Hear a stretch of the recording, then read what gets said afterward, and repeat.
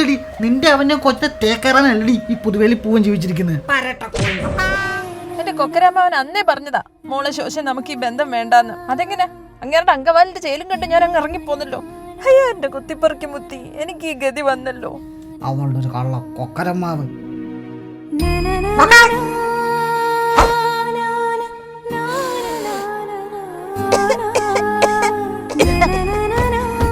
എനിക്കും ഒത്തിരി ആലോചനയൊക്കെ വന്നിട്ടുണ്ട്. ഞാൻ ആരോടും പറഞ്ഞിട്ടില്ലല്ലോ. റാന്നിയിലെ റീനാമോളെ വേണ്ടത് വെച്ച് ഇവക്ക് വേണ്ടിയാ. 3 വർഷം പറയുമ്പോൾ ചനീറ്റോട് ടാറ്റ പറഞ്ഞു പോയതും ഈ ശോശയ്ക്ക് വേണ്ടിയാ. എന്നിട്ട് കിട്ടുന്നതോ ആട്ടും തുപ്പും കൂട്ടത്തിൽ ചവിട്ടും.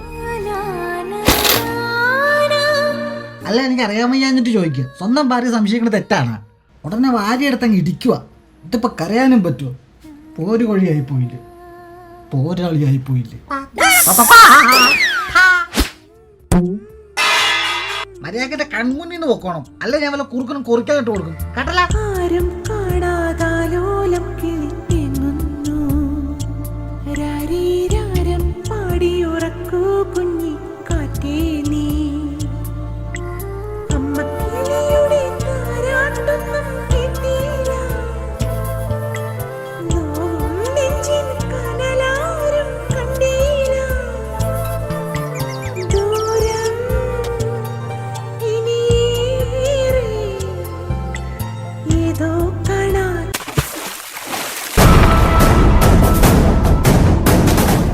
ഡെയർ പോപ്പ് അയം ലീ പൊല്ലു പാച്ചാൻ പെട്ടപ്പോൾ ചിക്ക് ചെയ്യാൻ അറിയാനുണ്ട്. ഇതിന് താഴെ കുടുബൈ ഫോർ എവർ.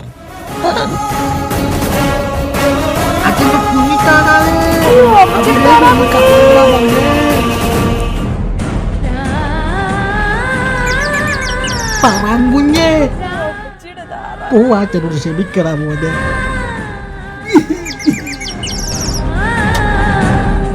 അച്ഛൻ്റെ അമ്പരിപ്പും ഗുരുവേ.